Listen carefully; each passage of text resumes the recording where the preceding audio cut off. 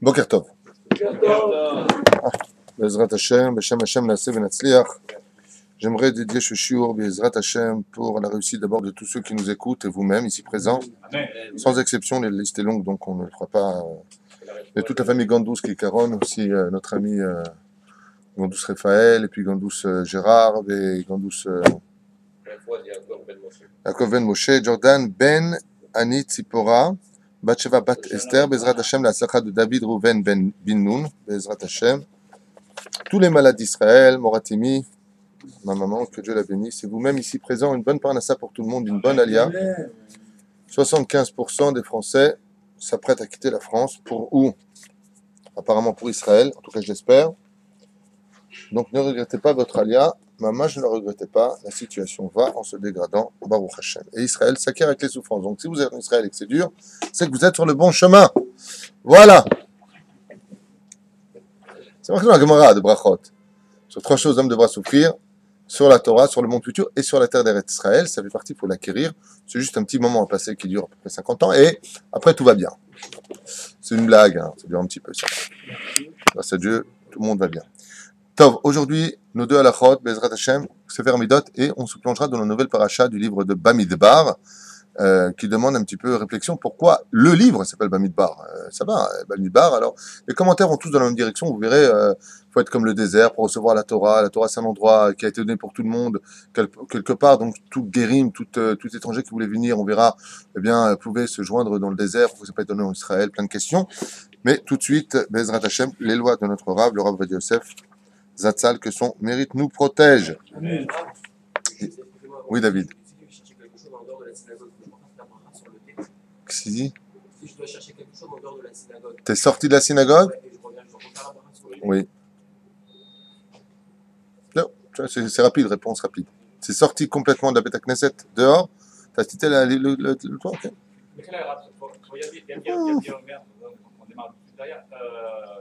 En termes juridiques, quand un acte s'est produit et a été jugé, et si le même acte se reproduit, on appelle ça une jurisprudence. C'est ce qui nous apprend dans Yabi Omer, Rav Ovadia. Un petit peu. C'est un peu une jurisprudence.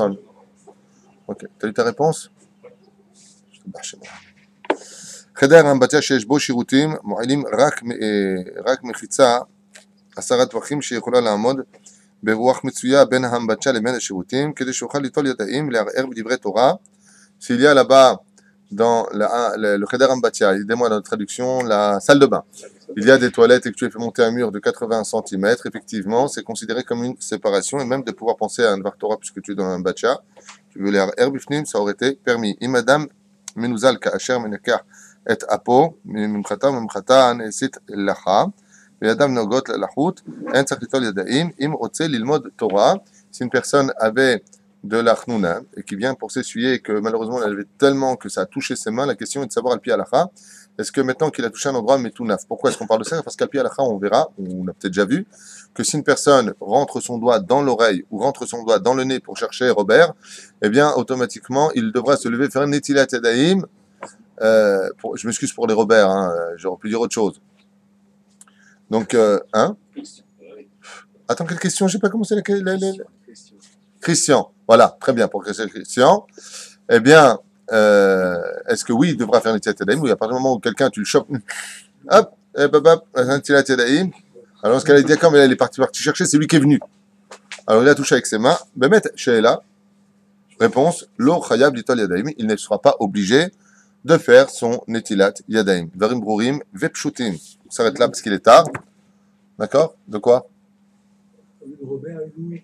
Je vais essayer de grandir un peu là. Tu as envie de parler ce matin encore? Le pauvre, dis-moi.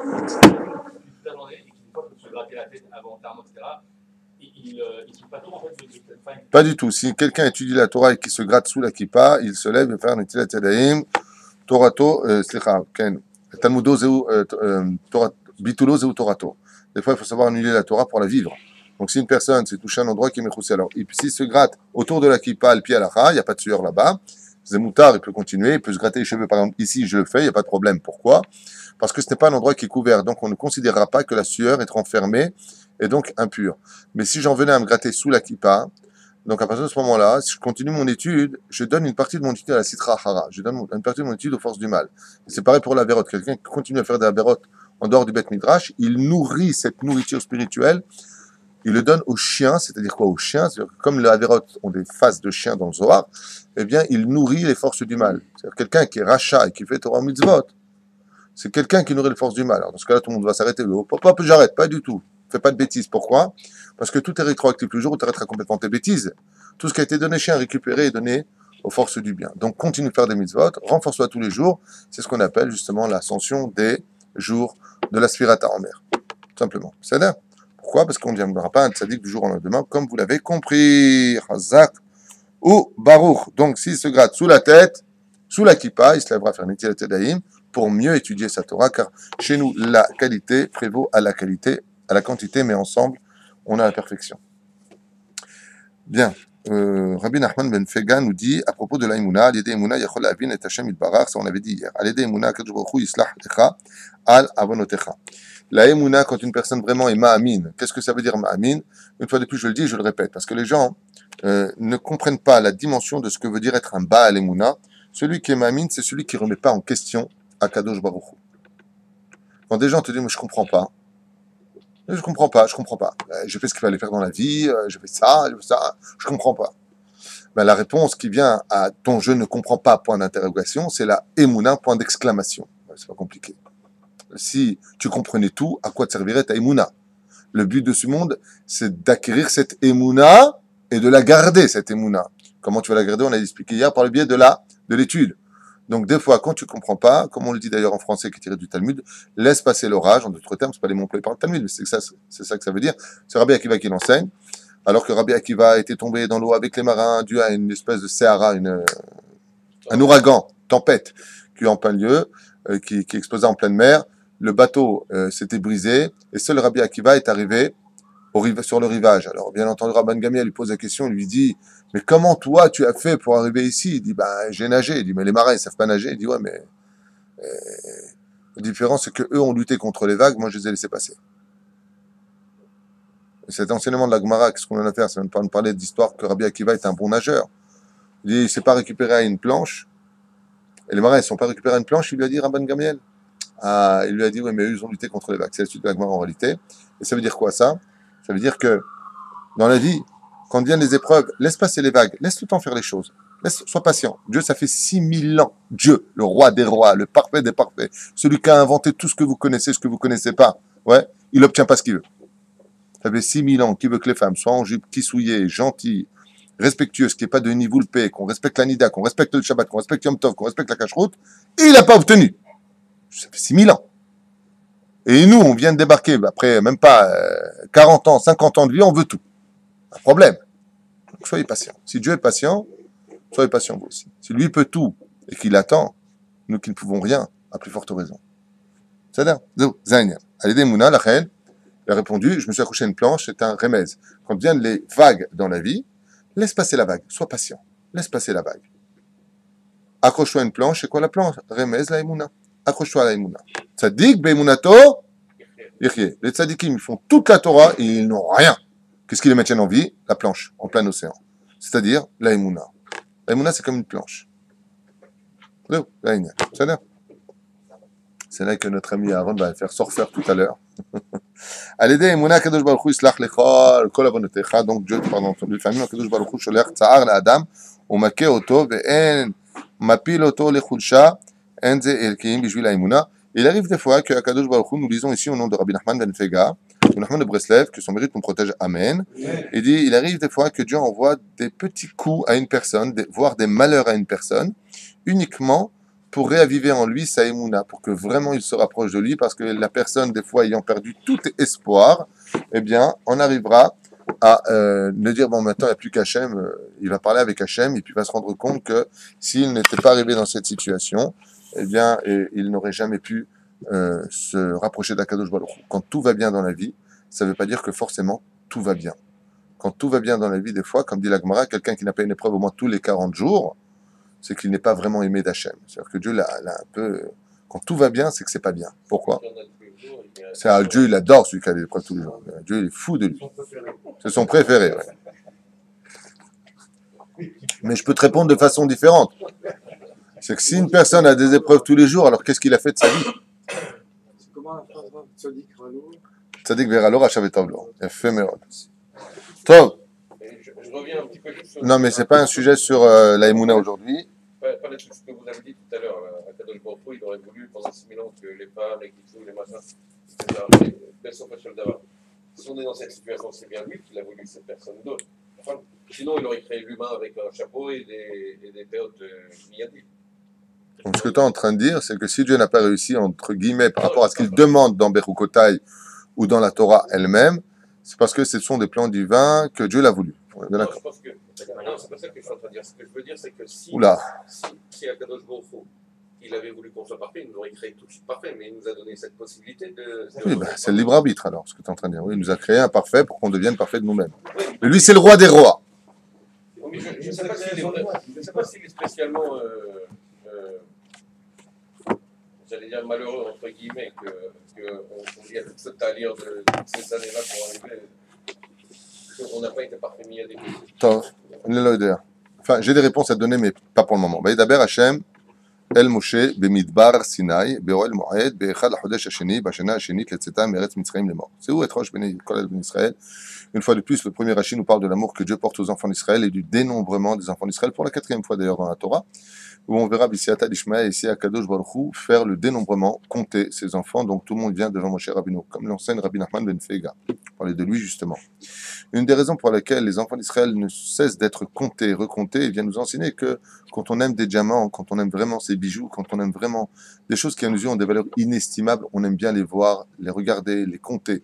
Ainsi donc, Kadosh Baruch Hu considère chaque juif dans le judaïsme comme un diamant. Il faut savoir que n'importe quel juif, à partir du moment où il est né juif, ou alors qu'il s'est converti, peu importe, mais en tout cas, sachez que chaque... Hein, voilà. Oh, c'est fini, ouais. Tu sais que les mecs vont dire, mais c'est qui derrière la caméra là? On veut les voir. Je tourne la caméra, vous allez être très mal. Ils vont avoir vos visages. Bekitso. Sachez que Bissiata Lishmaya, Akadosh Baruch Hu, chaque matin, compte chacun de ses enfants. Chaque jour. Chaque jour. Il y a un autre personnage comme ça dans l'histoire juive qui, tous les matins, comptait ses élèves. Il ne les comptait pas avec la Inara, mais il les comptait du regard. C'est Rabbi Akiva. La Gemara nous raconte qu'une fois, il a levé les yeux dans ses yeshivas avec pas 24 avrechim, hein, comme ici, 24 000 personnes.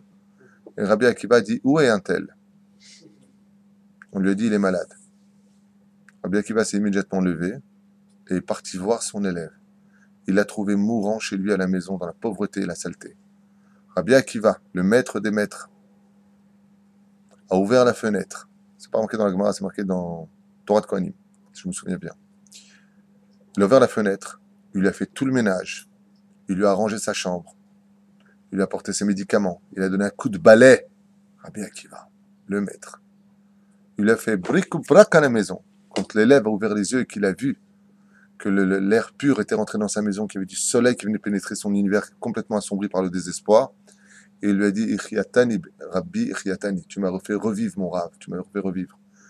Il lui a dit, viens étudier maintenant. Aval ze העניין, Rabbi Akiva, הקדוש ברוך הוא באותה מידה, השתבח שמו לעד. הקדוש ברוך הוא compte ses élèves les uns après les autres. Mais il y a un autre secret, dit Rabbi Nachman de Breslev. C'est que quand, des fois, on est dans une situation difficile, délicate, il y a lieu d'aller voir son rave. Donc en réalité, le dénombrement va dans les deux sens. La première, c'est de faire comprendre combien Kadosh Baruch Hu aime ses enfants, donc il les compte un après l'autre. Chacun est unique en son genre, chaque juif a sa place dans l'histoire du peuple juif, qu'il soit, et j'insiste énormément sur ce sujet, qu'il soit on ne peut plus religieux ou on ne peut moins religieux, contrairement à tout ce qu'on pourrait penser. Et vous verrez qu'à la fin des temps, le Melech HaMashiach nous montrera qu'est-ce que Dieu a fait de cet homme qui a choisi d'être non religieux, comment il s'est servi de lui quelque part, puisque c'est le chemin qu'il a voulu prendre. J'avais besoin de toi là-bas pour tenir la porte, puisque tu sers à rien dans le monde des mitzvot, alors tu serviras pour servir dans 10 ans, 20 ans ou 30 ans plus tard, ceux qui passeront par le monde des mitzvot, par ce chemin-là justement. Chez Akadosh Baruch Hu, il ne reste jamais rien à jeter. Tout juif à sa place et personne n'est à jeter nulle part. La reine, Dieu vient nous compter Baruch Hashem. Le mieux, c'est de faire partir de l'équipe. Il dit, c'est comme il dit, qui veut descendre en bas prendre des pêches et qui veut monter en haut les jeter. C'est un peu ça l'histoire. Choisis où tu veux aller, mais une fois que tu seras là-bas, j'aurai besoin de toi pour prendre une pêche. En d'autres termes, pour servir à un plan, c'est une image que je donne bien entendu, pour servir à un plan où il y en a qui voudront être en bas, il y en a qui voudront être en haut dans le puzzle, ça ressemblera à celui qui va être dans l'ombre du puzzle, celui qui va être dans la clarté du puzzle, la principale image, voilà. Donc la principale image, c'est Rabbi Yaakov Bohatzera, Baba Saleh, le Ben Ishraï, le Rav Kadouri, c'est principal. Et puis il y a ceux qui sont autour, mais qui vont donner justement une espèce de luisance magnifique, on va dire un contraste plus exactement. Vous aurez ces gens dits non religieux dans l'histoire qui vont malgré tout participer à cette belle image qui ensemble formeront l'histoire du puzzle d'Israël qui aujourd'hui est cassé à nos yeux donc on ne comprend pas le dessin mais quand viendra Mashiach il nous réunira ce puzzle et vous verrez Bezrat Hashem que chacun en réalité avait parfaitement sa place dans l'histoire juive autant que ceux qui étaient en haut comme ceux qui étaient en bas. Donc voilà, c'est important de le stipuler, de le signaler. Chacun de vous, tout le monde existe. Il n'y a pas de désespoir. Seulement voilà, quand ça ne va pas, il y a un Yann qui dit il faut aller voir le tzaddik. Le tzaddik adore, comme ça dit Rabbi Nachman de Breslev. Quand ça ne va pas dans ta vie, va le voir. De quoi est-ce qu'on parle? Par exemple, dans les Shalosh Regalim, on avait l'habitude de monter tous au temple, pour faire des korbanot, certes. Aujourd'hui que nous ne l'avons plus, nous allons voir son Rav. On n'a pas dit le tzaddik adore. Il faut aller voir son Rav. Et qu'est-ce que c'est son Rav? C'est quoi le but d'aller voir son Rav pendant les Shalosh Regalim?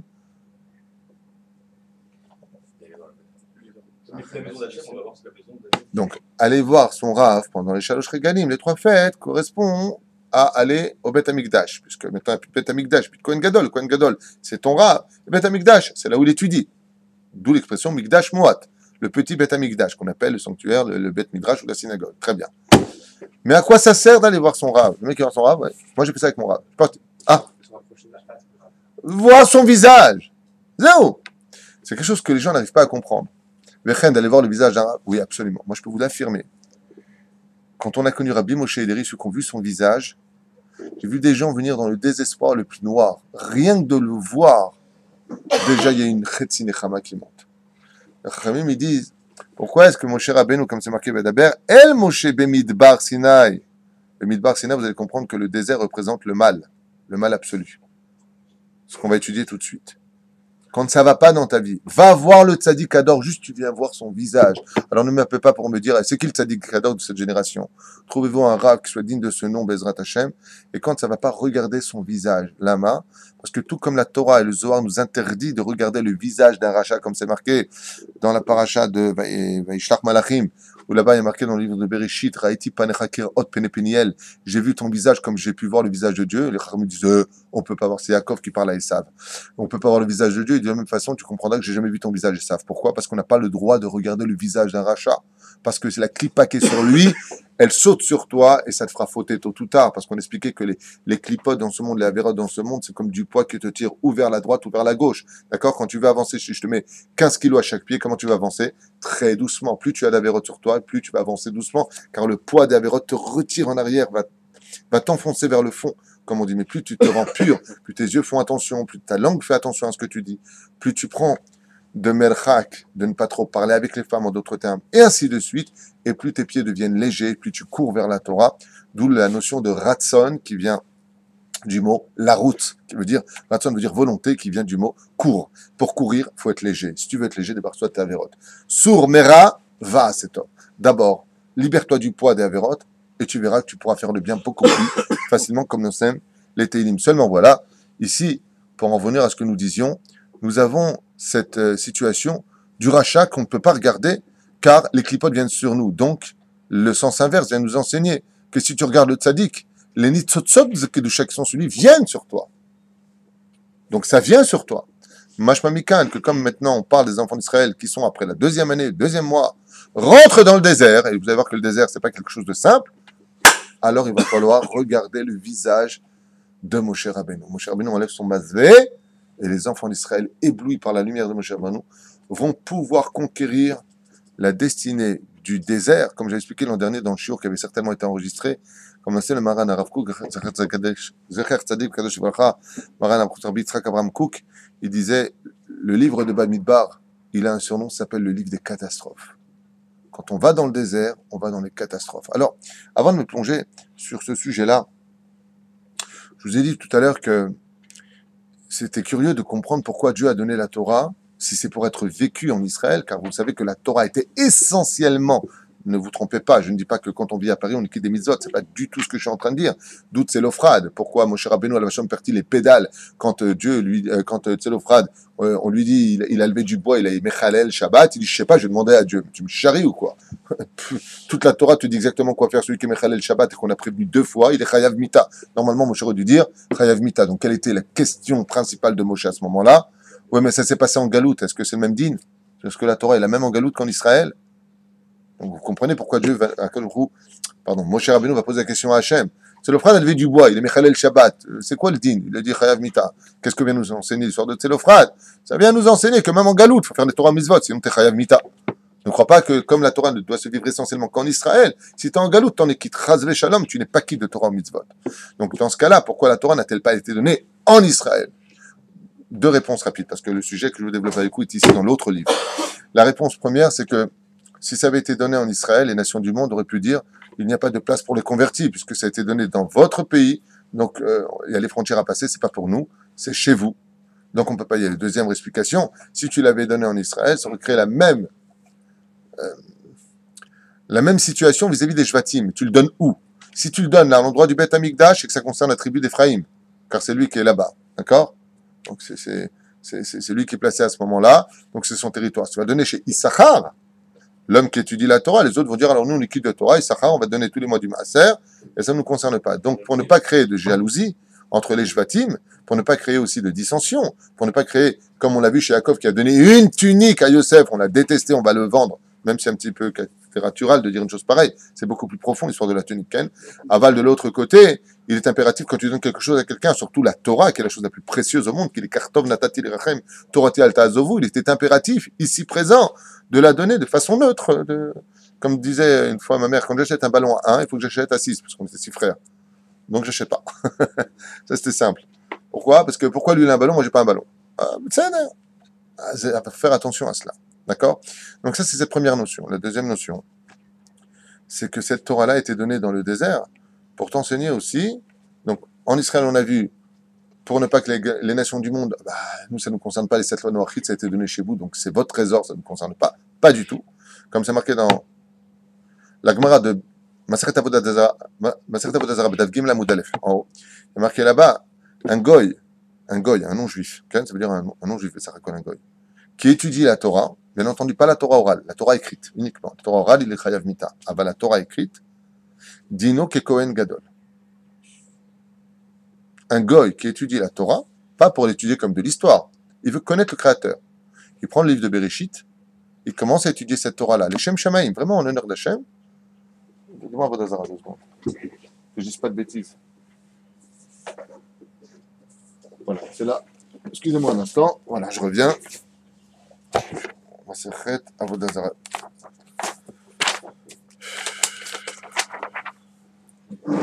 Gimel Amud Aleph en haut. On m'a annoncé. Je t'abarre chez mon arad. Vatania. Aya Rabbi Meir Omer, Minayin Shafilu, Oved Kochavim ou Mazalot. Celui, Oved Kochavim est marqué. Ve'osek Batorah, Shehu Kekohen Gadol. Talmud Lomar, Asher Yaseh Otam Ha'adam, afin que le fasse l'homme. Les Juifs sont appelés Adam, les Goïms sont appelés Ha-Adam. Et là, il est marqué Asher Yaseh Otam Ha-Adam. Donc, on parle de qui? Des Goïms aussi. Vechai Baem, Kohanim, Léviim, Israël. Donc, on voit ici qu'on parle des Kohanim, Léviim, Israël, mais on parle aussi des Goïms. C'est-à-dire même quelqu'un qui fait de la Vodazara et qui viendrait étudier la Torah écrite. Je ne parle pas de ce tissu de mensonges qui a été inventé de 3, 4, 5 générations après pour créer le christianisme, du Nouveau Testament qui ne veut absolument rien dire. Pour ceux qui ont un peu de sechel, qui ont un peu d'intelligence, mais on parle ici de la Torah, les plans divins, cette Torah qui nous a été donnée devant 3 millions de témoins oculaires au Har Sinaï. La fête de Shavuot, c'est pas un mec qui me dit, ouais, tiens, ce que je pense, Saint Paul, Saint Thomas, Saint Machin, Saint Clou, ils sont tous, même les clous sont chez eux, on parle pas d'eux. Non. Celui qui vient étudier la Torah, il dit, Ino ke Kohen Gadol. Et comment on aurait pu le savoir ça? Parce que la Torah a été donnée dans le désert, et le désert n'appartient à personne quelque part. Parce que la Torah orale demande certaines clés pour pouvoir les comprendre. Et la clé, c'est la Brit Mila et la conversion. Donc, une personne qui écoute à votre chiot, Oui. la Torah orale, vous dites, et c'est le Chayav Mita. Oui. De toute façon, ça ne lui servira à rien. Tu donnes le Talmud à un non-juif, ça ne sert à rien de le lui donner. Oui, il va utiliser Le Talmud, la Torah orale, s'accepte justement par ce qu'on va dire tout de suite. Je voudrais rentrer dans le livre pour parler un petit peu de ce livre qu'on appelle le livre des catastrophes. Je voudrais aller très très vite sur ce sujet-là.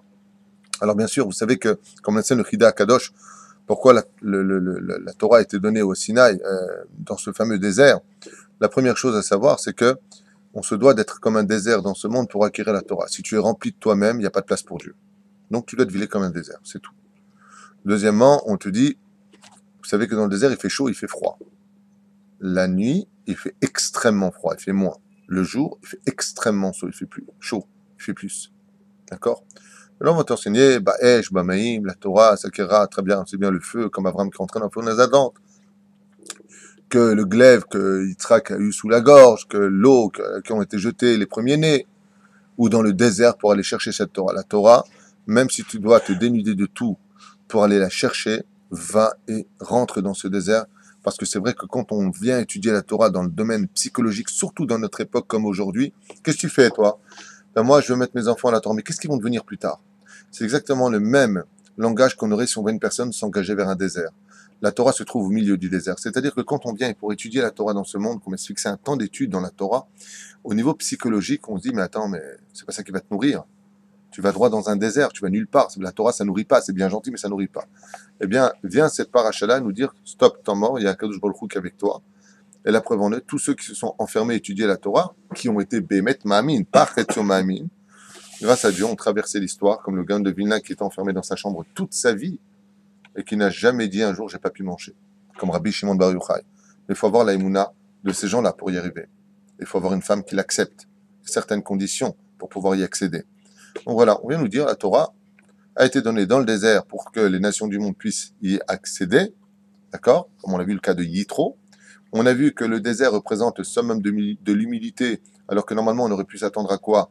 Que Dieu donne la Torah sur l'Himalaya, sur le mont Everest. C'est normal, pourquoi? Ça c'est quelque chose de très symbolique, de très grand, de très impressionnant. Pas du tout. On n'a pas besoin que tu sois un homme impressionnant, supra-intelligent, au contraire. Au contraire, pour la Torah, plus tu te vides, plus tu acceptes d'abord de comprendre avant de donner ton opinion, et plus tu grandiras en Torah, et la Torah te rendra intelligent. Reshit Chochma Irat Hashem. Le début de l'intelligence, c'est pas ce que je pense. C'est la crainte du ciel. Fais ce que Dieu te demande, tu deviendras intelligent. D'accord? Naaseh Benishma. Voilà. Alors, si je pourrais continuer longtemps sur ce sujet-là, et puis même tourner les pages, parce que quand même, il y a plein de choses à dire très intéressantes dans cette paracha, mais je vous avais promis une étude particulière sur la notion du désert. Et on rentre tout de suite. Katouf. Il y a marqué comme ça.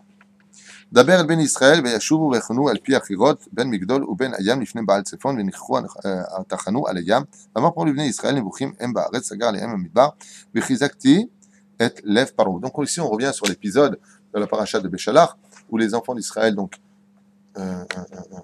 quatrième paracha du livre de Shemot, donc ici, on revient sur le fait que les enfants d'Israël se sont retrouvés coincés, la mer devant eux, les Égyptiens derrière eux, et sur leur droite le désert. Ok? Et pourquoi il est marqué ici Sagar Alehem Amidbar. Donc vous savez que quand on est face au désert, il y a une chose sur laquelle on devrait être très très très minutieux. Vous savez c'est quoi? Quand on est face au désert, c'est-à-dire dans la vie, quand on est face à qu'est-ce qu'on fait de notre vie, on est en plein désert, on n'a plus de boussole. Un des secrets, c'est Bamidbar. C'est Bamidbar. Midbar, ce sont les du mot Medaber. Fais attention à ce que tu vas sortir. Tout ce que veut Yetzerara, c'est que tu te mettes en colère, que tu insultes et que tu te comportes mal. C'est ce que veut Yetzerara. Donc tu as tous les démons du monde qui se trouvent dans le désert. Abal imata yodal edaber, Bamidbar, Medaber. Alors Bezrat Hashem, tu seras digne de recevoir la Torah et tu verras que de ce malheur dans lequel tu t'es trouvé, dans ce monde perdu où tu ne savais plus quoi faire de ton lendemain, tu trouveras enfin une réponse. Donc fais essentiellement attention à ce que sortira ta bouche, parce que toute l'épreuve du désert, où l'homme ne sait plus quoi faire de sa vie, se trouve justement ici, dans le secret des lèvres. Fais attention à ce qui sort de tes lèvres. Omer,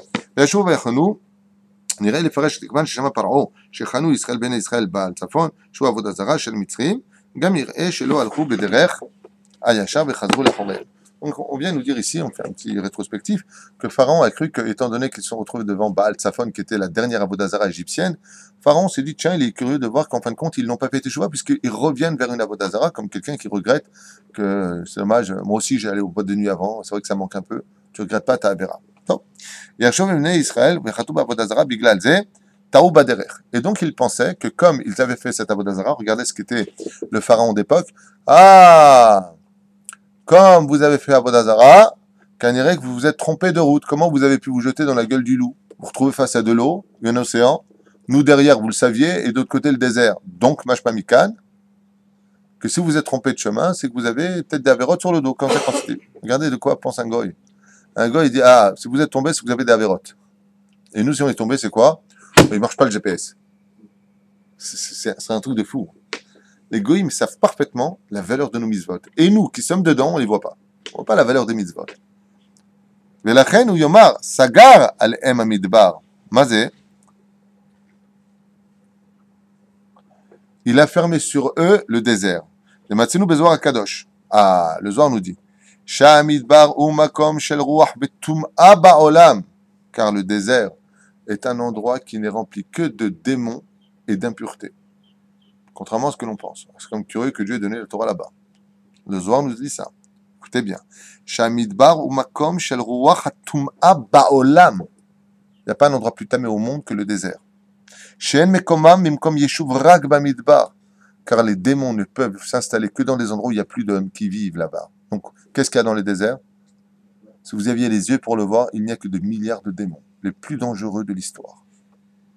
Ou Paro Yarshov chez Koach Hasitra Haras, c'est pour ça que toutes les villes qui sont des villes de Znout, toutes les villes qui correspondent. On rappelait le cours qu'on avait fait sur le Yetzirah, on avait dit Yetzirah, 2 pieds sur terre, l'argent, la nudité, la sexualité et.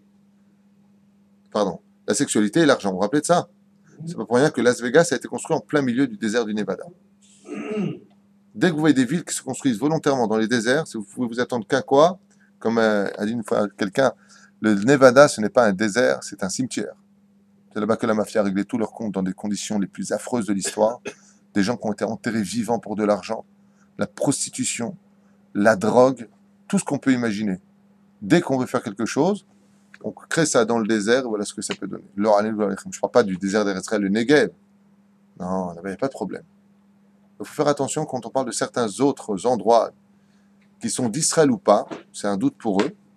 Dans certaines villes, on verra que le Yetzirah là-bas, il sera encore beaucoup plus grand. Pourquoi? Parce que si tu construis une ville dans un désert qui n'appartient pas à Israël, tu l'as construit dans un domaine qui est problématique. Alors il y aura un combat dans les cieux. Avant, c'était un désert, il y avait les Shindalettes qui vivaient là-bas. Maintenant que sont venus les hommes, les Shindalettes doivent se retirer. Mais ce qu'ils se retireront, c'est un combat. Donc les gens, vous verrez très facilement, n'auront pas de problème dans ces villes-là, justement, de se déplacer complètement dénudés, possédés par des choses qu'ils ne voient pas, dont le poids les attire vers le fond et non pas les élève vers la spiritualité. Vous avez compris de quoi je parle? C'est là.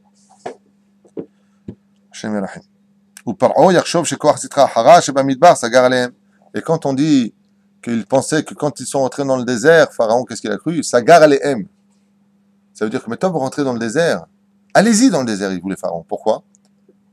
Sagar alehem, parce que là-bas vous allez être fermés. Vous rentrez dans un monde extrêmement dangereux. Bavodazara, Bertiam Bavodazara, il dit maintenant je comprends pourquoi vous êtes revenus vers Baal Tzafon, les enfants d'Israël. Parce que comme vous êtes rentrés dans le désert, maintenant vous êtes sous l'influence des démons du désert. Sur ce, je comprends pourquoi vous regrettez vos avérotes. Mais la reine, si vous ne voulez pas derrière des Rechagav, si vous ne voulez pas dans la vie, vous retrouvez dans le désert de vos décisions, allez voir le Rav avant, pour savoir si la décision est bonne. Parce que si vous rentrez dans le désert de la pensée, vous tombez automatiquement dans le doute. Le doute, c'est Amalek, vous avez affaire à lui à la sortie d'Égypte. וזה יגרום וחיזקתי את לב פרעה כעיין מזמובה ורמנו בכייה לפי שראה אותם חונים בעל צפון וכולי וכולי. לכן ויוגד למלך מצרים כי ברח העם סופי תיבות חכמים. טוב. ועל דרך זה מפרש האור חיים וירא בלעם כי טוב בעיני השם לברך את ישראל ולא הלך כפעם בפעם לקראת נחשים וישת אל המדבר פניו כי המדבר הוא מקום חנות מם שמח. On pose la question ici, il dit pourquoi Bilam il était content quand on lui a dit en fin de compte de venir, il serait bon pour Dieu de venir à Israël, il dit, ah, écoutez bien la suite, c'est très beau. Pourquoi est-ce que Bilam, à son habitude, quand on lui demandait de maudire un peuple, il prenait des serpents avec lui, des scorpions, tout ce qui est araignée, tout ce qui représente les forces du mal dans ce monde? Il est simplement parti dans le désert, regarder le désert. Il répond, Aracha. Car l'ange du mal lui-même vit dans le désert.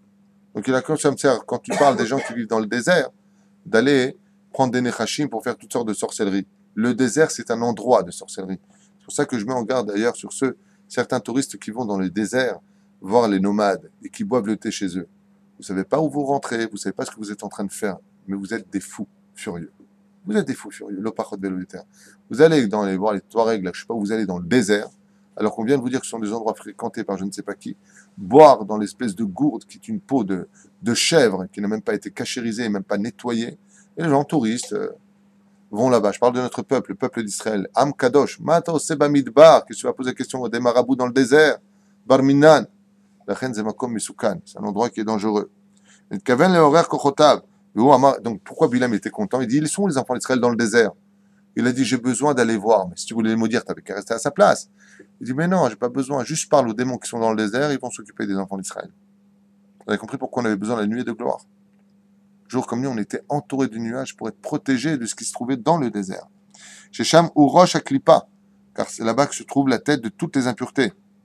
Samermen, Wahalotav, Soneam Israël. Et là-bas, pourquoi je vous dis que c'était les pires? Le Zohar nous dit, car l'ange de la mort ainsi que tous les démons de la terre, les plus dangereux se trouvant dans le désert, détestent les enfants d'Israël. Pourquoi ils nous détestent? Parce qu'ils sont jaloux. C'est pour ça qu'ils attendent notre mort pour nous lécher le corps, pour prendre nos mitzvot. Le Madavardomé, quelqu'un qui adore un parfum, il veut sentir le parfum qu'il a l'autre. Il veut s'approcher de lui. Les Shindalet, les démons du désert, adorent l'odeur que dégagent les mitzvot d'Israël. Comme on le verra avec Yitzhak quand son fils Yaakov vient, il le sent. Il dit, oh, Réach Benik et Réach Asadeh, l'odeur que tu as, mon fils, c'est l'odeur du Gan Eden. Tu sens des mitzvot. Ça se sent, les mitzvot. Par contre, quand vient Esav, il sent l'odeur du soufre, l'odeur du Gainam. Pour ça, les tzadikim, comme lui a dit Rivka, il lui a dit, écoute ma voix, viens au nom de la mitzvah du Kibbutz Abahem, parce que ton frère, il sent très mauvais Esav. Seulement, il a un parfum qui est unique. Et il respecte son père. Et cet ange-là sent très très bon. Donc si tu viens pas au nom du respect de ta mère, je viens accomplir la mitzvah de Kibbutz Abahem, quand il va sentir, il va dire, ah, c'est pas le même parfum. Ça, c'est peut-être Esav, parce que Esav sent le parfum du respect des parents. Alors écoute ma voix, lui dit Rivka, afin que ton père, quand il sentira ton odeur, saura que toi aussi tu es aussi comme ton frère Esav, quelqu'un qui respecte ses parents. Et c'est pour ça que toutes les fautes d'Israël ont eu lieu essentiellement où dans l'histoire? Comment se fait-il, Rabotai, qu'on ait reçu la Torah et qu'on ait fait la faute du veau d'or? Comment c'est possible que le Erev Rav ait fait le veau d'or et qu'on n'ait rien dit? Comment c'est possible? Tu vois Dieu. Le mec il dit, alors montre-moi et je croirai. Ils ont tous vu les voies. Ils ont vu les cieux s'ouvrir à 7 niveaux différents. Moshe qui descend du Har Sinaï. Ils ont vu. La fête de Shavuot. Comment tu feras la faute du Hegel? Le Zohar répond ici, des Bilam pala lechet Hegel.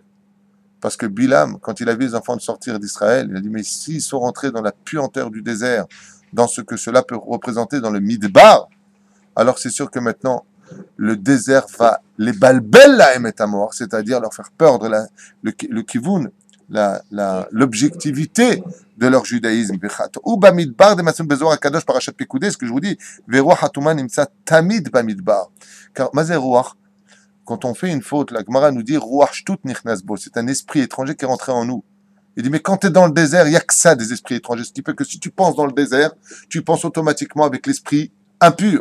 C'est pour ça qu'ils ont fauté. Ce n'est pas les enfants d'Israël qui ont fauté. C'est qui a fauté? L'influence du désert, dit Zohar Kadosh.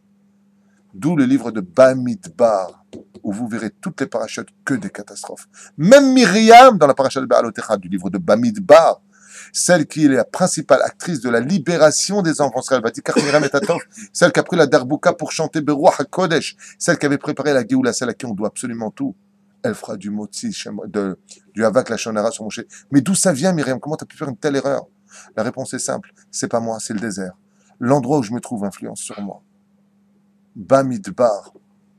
C'est pour cela que, comme je l'avais dit une fois et je le répète encore, les Shindalet se nourrissent essentiellement de ce que nous sortons de notre bouche.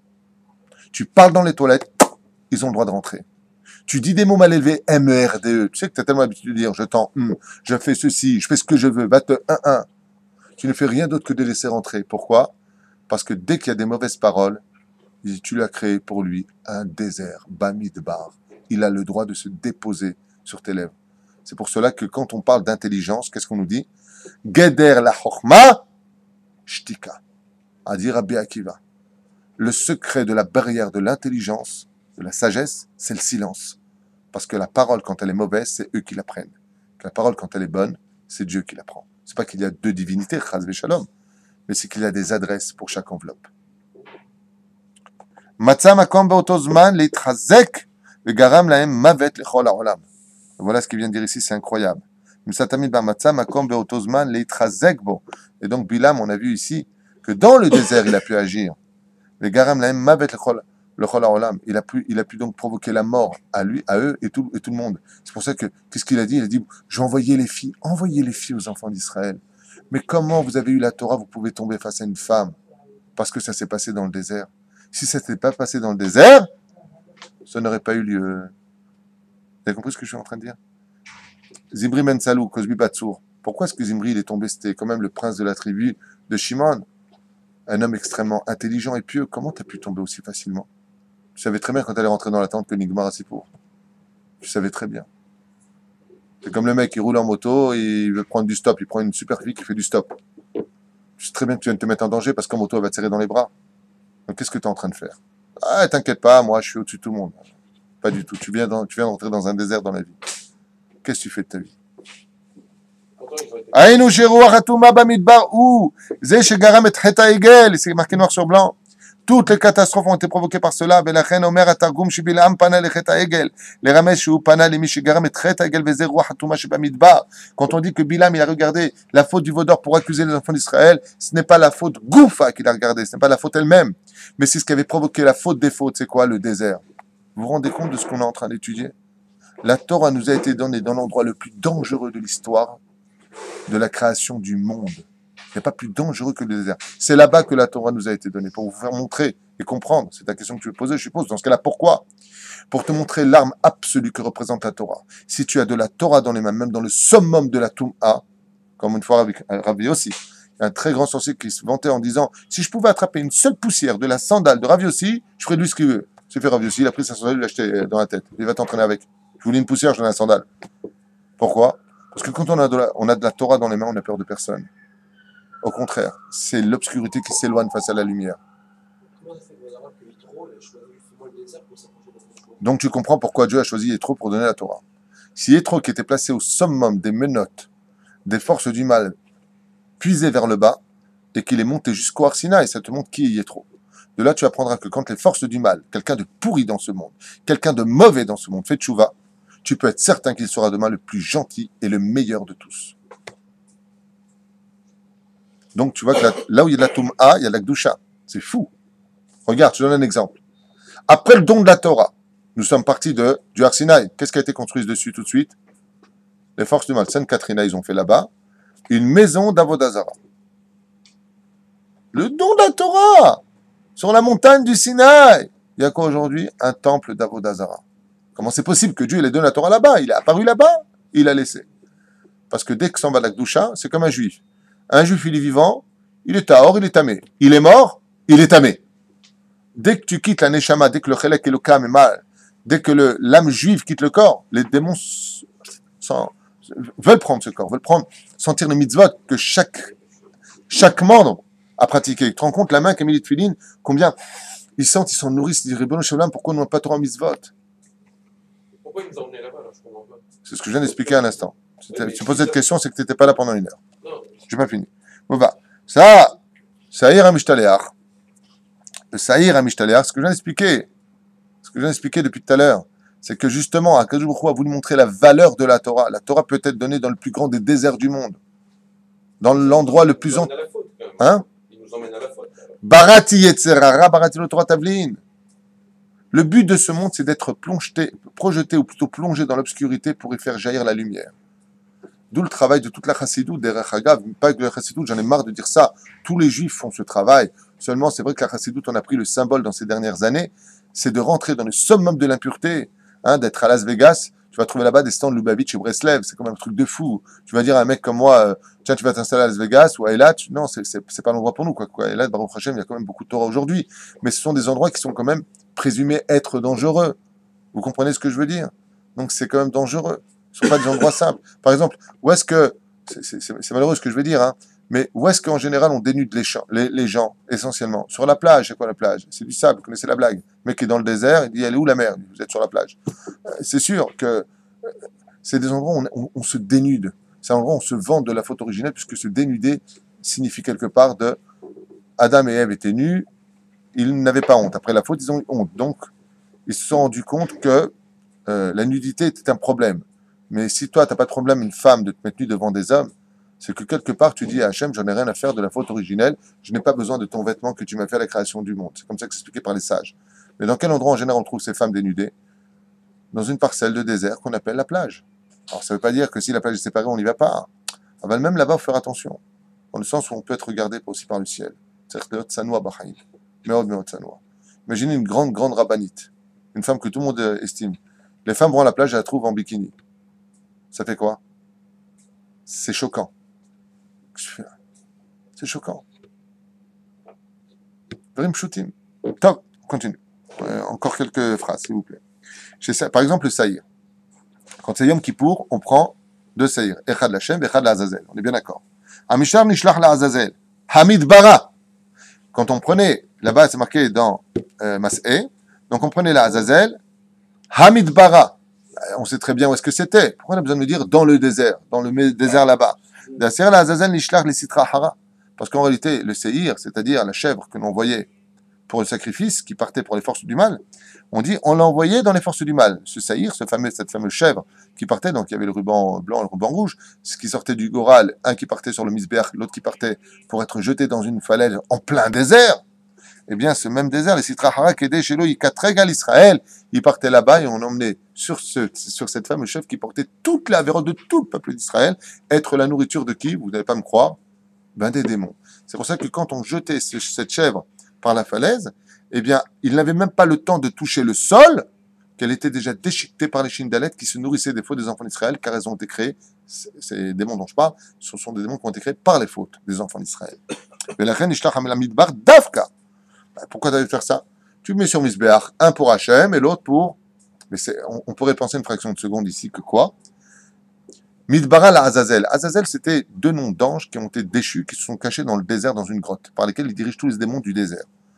Quand tu dis que tu envoies une chèvre chez eux, c'est pas un signe d'Avodazara? Comment tu peux envoyer une chèvre au king des démons? Ça le fait pas. Qu'est-ce que tu es en train de faire, l'Avodazara? Et là, Kavana, comme c'est marqué, quand tu crées un ange qui est mauvais, il dit papa, tu m'as créé, maintenant il faut me donner à manger naïna. Donc on envoyait pour Kippour, pour ne pas qu'il y ait un kitrouk sur les enfants d'Israël, une partie comme le sel qu'on met sur la table, c'est une partie des forces du mal. Je rappelle un peu la faute de Sodome et Gomorre. On donne une petite partie, on calme les forces du mal. C'est ça le bouc, la Azazel. Comme c'est marqué là-bas, si vous regardez la gematria du mot Azazel, ça fait la même gematria, le même compte numérique que le mot sne, qui veut dire le buisson ardent par lequel Dieu s'est dévoilé à Moshe. Et Shem Sa'asayr l'Azazel, Ayad Var Kadosh, Shirad Lemke Aklipa, car en réalité, le bouc qu'on a envoyé, émissaire, pour être jeté à Azazel, vient d'une force extrêmement élevée sur laquelle il a la force tellement élevée qu'il a la force de lever toutes les fautes des enfants d'Israël. Les Imke Aklipa, dans le plus profond des Klipot, ou dans le désert. Car Hashrina, il dit Galta, les Moshe Rabbeinu, Basne, Bamidbar. Et Arda, les Makom, Shtitat, Asitra Hara, Bamidbar. Et de la même façon, Akadosh Baruch Hu, qui est le summum, est descendu dans le summum de l'autre côté opposé, le plus absolu, dans le désert. Ouais. Et qu'est-ce qu'il a fait là-bas? Il a donné le summum de la Torah. C'est le but le plus absolu, d'être capable de mettre de la lumière dans l'endroit où il y a le plus d'obscurité. C'est pour ça que les tzadikim, à leur mort, vont où directement? Les tzadikim. Gam ki eler beget samavet, lo yarara, Kataim m'a dit. Comme j'étais avec toi de ce monde de mon vivant, j'ai pas peur d'aller au Gehinam. Et qu'est-ce qu'ils font au Gehinam, dit la Gemara? Ils vont dans le summum du Gehinam, le 7e palier pour sortir leurs frères juifs du Gehinam. C'est toute la grandeur du tzaddik. Pas de son vivant simplement, qu'il a aidé le peuple juif, qu'il a prié pour lui, qu'il a jeûné. C'est qu'après leur mort, ils descendent au summum du Gehinam. Et là-bas, ils vont récupérer qui? Toutes les âmes juives qui ne pouvaient plus sortir de l'obscurité. Mais comment Dieu les laisse aller là-bas? Parce qu'ils ont tellement de lumière que l'obscurité disparaît rien qu'à leur présence. Tout le Gehinam s'allume, s'éclaire quand un tzaddik niftar. Vous ne vous rendez pas compte. Comme je dis souvent, quand un enfant vient au monde, c'est lui qui pleure et nous qui rions, dit le Zohar. Même la Gemara dit ça d'ailleurs. Mais de l'autre côté, quand le tzaddik part, nous nous pleurons et lui rigole. Vous savez qui c'est lui? C'est pas simplement le tzaddik qui rigole. C'est tous les niftarim Comme a dit Rabbi Yochanan, malheureusement, quand Elisha ben Abouya est tombé de son niveau de Torah, Rabbi Meir, son élève, a dit, le jour de ma mort, je te rentrerai au Guéhinam. Parce qu'un Talmid Chacham ne peut pas rentrer au Guéhinam. Il a de la lumière en lui, et donc c'est opposé au Guéhinam, il mérite le Guéhinam. Donc, il est dans un monde de transition. Amar Rabbi Meir, le jour de ma mort, je te rentrerai au Guéhinam. Tu auras ce srout de rentrer au Guéhinam. Amar Rabbi Yochanan, le jour de ma mort, bon, il n'y a pas de chance, il est mort 400 ans plus tard. Le jour de ma mort, je te sortirai du Guéhinam et je te rentrerai au Gan Eden. Regardez la force de la lumière de la Torah. C'est dans le désert. C'est pour ça que les nations du monde étaient abasourdies. Comment, qu'est-ce qui se passe dans le monde? Tout est à l'opposé absolu. Dieu a voulu montrer la force de la Torah.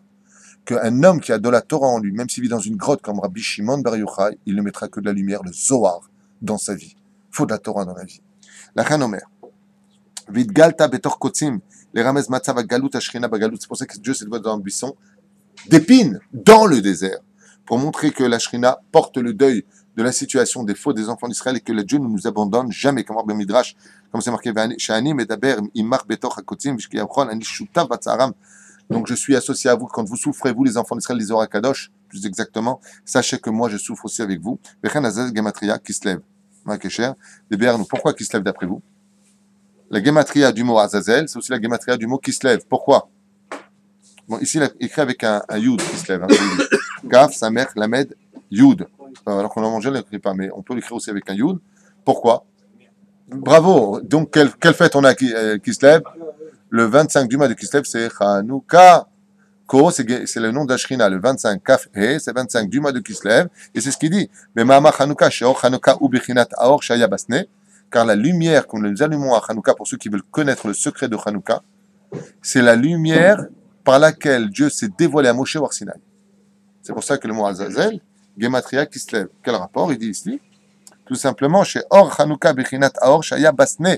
Chaque fois que vous allumez les bougies de Hanouka, vous réavivez l'histoire du buisson ardent de votre vie, c'est-à-dire que chacun de nous avons des kotzim, on est dans le désert, on est mal. Tu ravives cette lumière, il dit, c'est la même lumière d'Akadosh Baruch Hu que quand il s'est dévoilé à Moshe. Chez Or Hanouka ou Bechinat Aor Shaya Basne, Degam Hanouka Ashrina Yarda Limka Klipa Mitachat La Asara Tfachim. On voit ici, il est descendu de moins de 80 cm. Pour la Hanouka, l'Igol est Israël, comme Dieu est descendu en Égypte, l'endroit le plus tamé. Où est-ce que sont le peuple d'Israël? En Égypte, le pays le plus tamé de l'histoire de l'humanité. Après Sodome et Gomorrhe, certainement. Il me reste encore quelques phrases, c'est bon, on finit? Hein, tout ce que je vous lis, bien entendu, c'est du Soda Hashmal. Hein. C'est pas de moi. Moi, je suis qu'un perroquet de l'histoire, et encore. Que Dieu me donne le mérite de pouvoir toujours vous parler de Torah. Amen. La reine, Nir'e, Chumash Bamidbar, Nikra Bamidbar. On revient maintenant à cette fameuse Nekuda, qui est la paracha de la semaine. Bamidbar, il dit, tout ça pour nous expliquer qu'est-ce que c'est le désert. On a fait un petit tour dans la Torah de façon générale à Agmara.